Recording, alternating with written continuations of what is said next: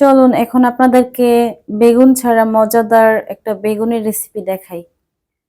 তার জন্য আমি এখানে কচি দেখে ছোট্ট একটা লাউয়ের আধাটা অংশ কেটে নিয়েছি।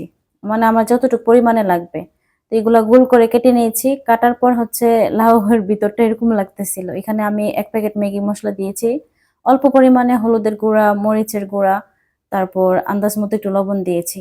যেহেতু বেসনের মধ্যে সঠিক পরিমাণের লবণ, মসলা সবকিছু আছে এজন্য আমি লাউটার মধ্যে অল্প পরিমাণে দিয়েছি। দিয়ে কিছুক্ষণ রেখে দিয়েছিলাম।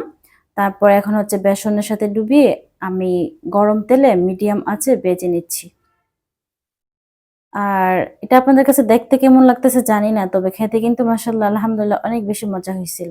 আর আমার কাছে যেগুলা ভালো লাগে বা আমাদের বাসার সবার কাছে যেগুলা ভালো লাগে ওই রেসিপি গুলোই কিন্তু আমি চেষ্টা করি আপনাদের মাঝে শেয়ার করার জন্য।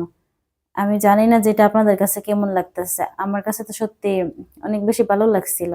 আর বাসায় একবার ট্রাই করে দেখবেন। অনেক বেশি মজা হয়ে যায়। অনেক ক্রিসপি হইছিল আর ভিতরটা অনেক বেশি সফট হইছিল।